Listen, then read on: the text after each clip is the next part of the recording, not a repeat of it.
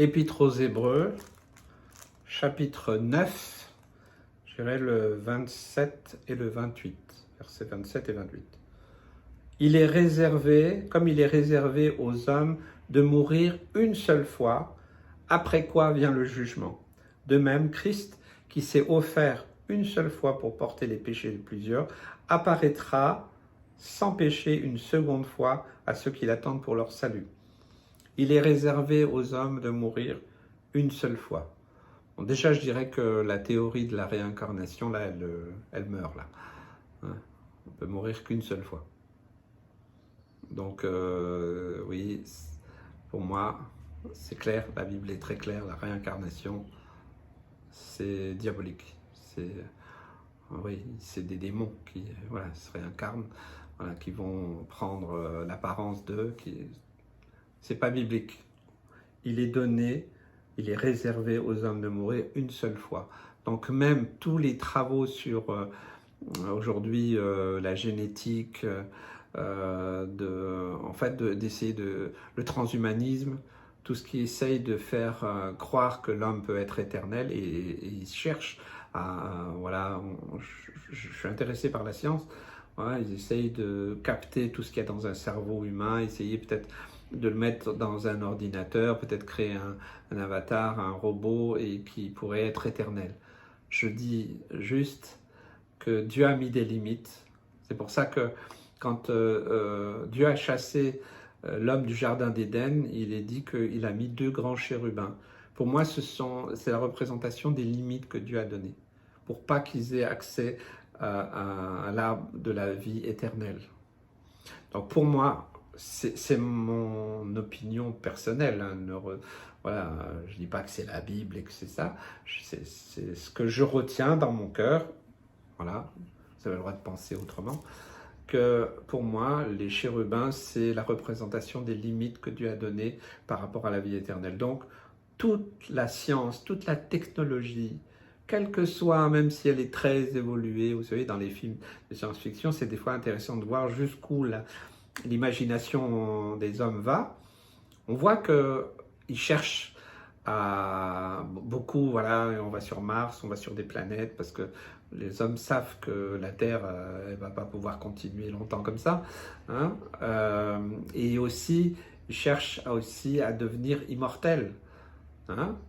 Donc, tout ça, c'est dans une quête de l'être humain. Vous voyez, pour moi, ça, c'est ce texte qui nous dit que Dieu a mis dans le cœur de l'homme la pensée de l'éternité. Donc, tous les hommes qui connaissent Dieu ou pas ont cette pensée d'éternité. Et quelque part, c'est comme une quête aussi d'être éternel. Ceux qui viennent à Christ, ceux qui reconnaissent Jésus comme étant leur sauveur et Seigneur, eh bien, on comprend tout de suite que nous avons la révélation de ce texte. Parce que immédiatement, nous rentrons dans cette éternité.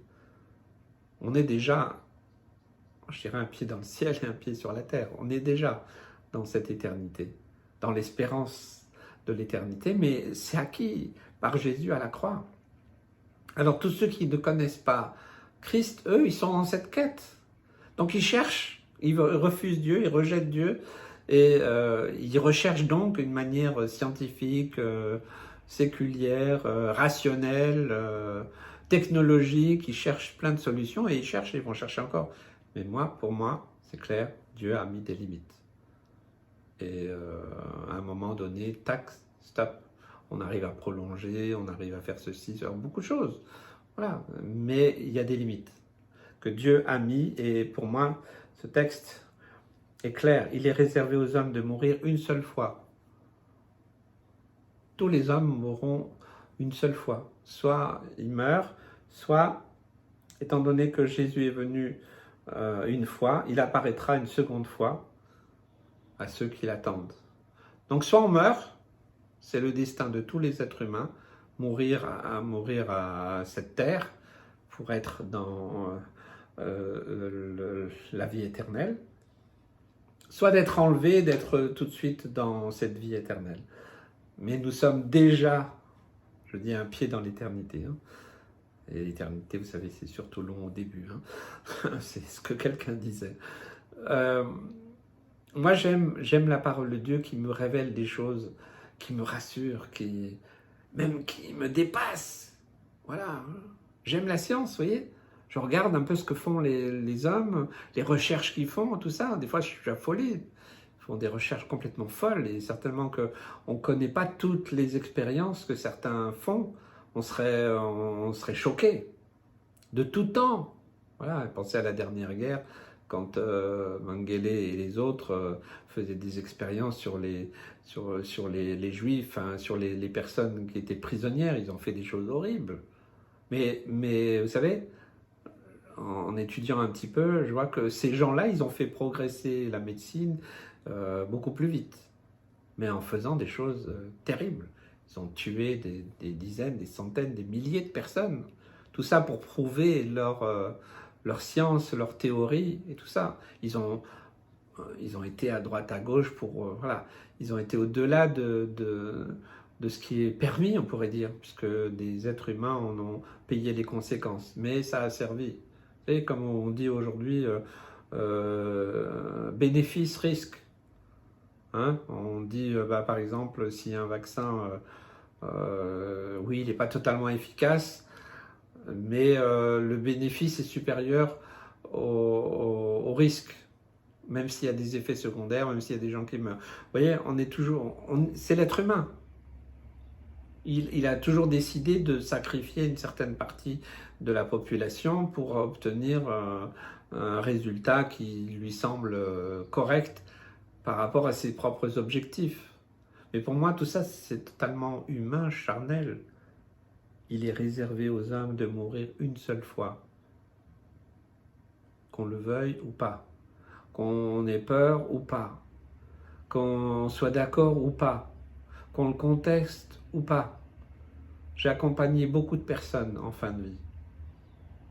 Peut-être que si tu l'as jamais fait, je pense que c'est une expérience à faire entre quelqu'un qui connaît Dieu et quelqu'un qui ne connaît pas Dieu. Je vois vraiment la différence. J'ai vraiment vu la différence tant de fois. Il est réservé aux hommes de mourir une seule fois, après quoi vient le jugement. C'est immédiat. Vous savez, le temps dans l'éternité, c'est pas du tout le temps humain. Et les événements, finalement, ils se déroulent dans une autre dimension. Quand on meurt, eh bien, les morts en Christ ressusciteront au moment de l'enlèvement, seront enlevés, mais tous les autres, eh bien, ils vont se réveiller pour le jugement. Mais même nous qui aurons connu Christ, on passera par le tribunal de Christ. Vous voyez, il y a une logique dans tout ça. Il y a un fil conducteur, et puis il y a la justice de Dieu, il y a son amour, il y a sa grâce, il y a sa miséricorde, il y a tout ce que Dieu nous a laissé comme avertissement, comme conseil, comme promesse, pour nous aider à vivre mieux cette vie sur la terre. Mais on a tout détruit. Aujourd'hui, la nature est détruite. On a saccagé la terre. La nature elle-même crie et attend le jour de l'avènement de Christ, parce que c'est que ça sera sa survie.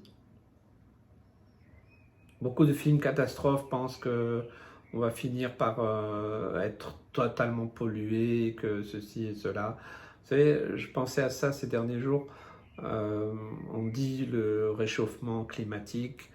Moi, je connais rien spécialement, puis il y a des effets, en effet, qu'on peut retrouver, mais sur des milliers d'années, il semble qu'il y ait eu des périodes glaciaires, des périodes très chaudes. Voilà, moi, je ne suis pas spécialiste, mais moi, je vois seulement ce que dit la parole de Dieu. Il est dit qu'à la fin, le soleil ne donnera plus sa lumière. Donc, il sera éteint, il ne sera plus là. Ok, et c'est Christ et le royaume de Dieu, qui est le trône, depuis le trône de Dieu, qui aura cette lumière qui va nous éclairer. Donc la Bible elle-même, elle parle de l'extinction du soleil. Les spécialistes disent que, oui, que dans 5 milliards d'années environ, le soleil ne donnera plus sa lumière. Mais la Bible nous dit déjà que le soleil ne donnera plus sa lumière. Donc le réchauffement climatique, évidemment, là, il va être un peu Compliqué. Évidemment, s'il n'y a plus de soleil, il n'y a plus rien qui pousse sur la Terre, donc toute la photosynthèse et tout ça, donc toute vie meurt. Et vous savez, pour être en Christ, il faut accepter de mourir à cette terre, à cette façon de vivre que nous avions hérité de nos pères. J'aime la parole de Dieu, elle est très claire, même dans tous les domaines. Le jugement viendra, que vous le vouliez ou pas. Ça ne sert à rien d'avoir peur du jugement. Ça ne sert à rien d'avoir peur de la mort. La mort viendra. Bon, on ne la souhaite pas, parce que c'est Dieu qui a fixé le nombre de jours pour chacun. C'est un mystère, mais c'est comme ça. Certains font des comas, comment on appelle ça, des expériences de mort imminente. Puis des fois on lui dit, bah non, ta mission n'est pas finie, tu reviens. Ou des fois on lui pose la question, est-ce que tu veux revenir ou pas? C'est un mystère, mais voilà, c'est une réalité spirituelle. Eh bien, Christ qui a payé le prix à la croix pour chacun de nous, pour nous permettre d'intégrer la vie éternelle, c'est extraordinaire. Encore une réalité biblique. La vie éternelle. J'ai été voir une mamie il y a quelque temps, et puis je parlais de ça, mais tu te rends compte? On va vivre éternellement. Ah oui, bah, justement, je me demande qu'est-ce qu'on va faire? On va s'ennuyer, on n'arrivait pas à comprendre, à saisir. Alors j'ai prié avec elle pour que Dieu lui montre. C'est extraordinaire. Essayez de commencer à penser à l'éternité. Ça nous dépasse. Mais on n'a pas envie de mourir. Donc on a tous envie de vivre éternellement, mais le souci, c'est que nous voulons vivre éternellement à nos propres idées. Comme nous voulons. Nous pensons que la vie éternelle, ça serait sympa si on avait une grande villa avec piscine, qu'on n'a pas besoin de travailler, qu'on n'a plus de problème d'argent. Vous voyez, on remet toujours le même modèle humain, terrestre. Et on ne dépasse pas ça.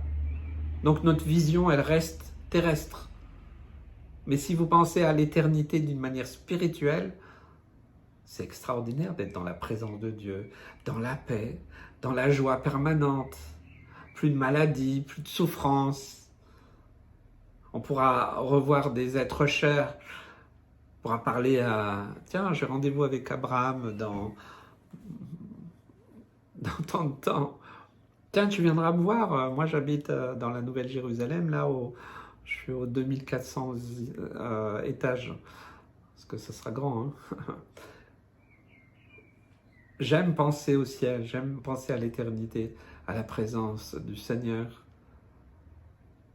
Le Seigneur m'a levé un peu le voile, j'ai eu plusieurs songes du ciel. Bon, je ne peux pas vous le décrire, alors je ne veux pas le faire parce que je le ferais très mal. Mais bon, moi, c'est vrai que ça m'attire. Je veux vivre ça, je veux vivre la réalité du ciel et non la réalité de cette terre. Vivre éternellement sur la terre pour faire quoi? Se dorer au soleil, être imbu de nous-mêmes, être orgueilleux, égoïste, penser qu'à nous. Ça, c'est la pensée du monde. Mais non, on vivra dans l'éternité, ensemble, dans l'amour fraternel, dans le partage, dans une joie profonde. Si tu n'as pas connu cette joie, cette paix profonde, alors évidemment, tu ne peux pas comprendre. Et tu as besoin de prier, Seigneur, donne-moi cette révélation du ciel. Vous savez, tous les grands hommes et femmes de Dieu ont dit, on a trouvé un fil conducteur de ces hommes et de ces femmes. Ils vivaient sur la terre, mais leur cœur, leurs yeux étaient tournés vers le ciel, vers les choses d'en haut. Alors, vous savez ce qui est dans le monde spirituel, eh bien, il se révèle aussi dans le naturel. C'est comme ça que je vois les choses. C'est pour ça que quand je prie pour quelqu'un, pour moi, c'est une connexion. C'est une connexion avec le ciel. Alors, l'œuvre du Seigneur descend, ok? Il sauve, il guérit, il délivre, il renouvelle, il restaure. Prends considération du ciel. Sois béni.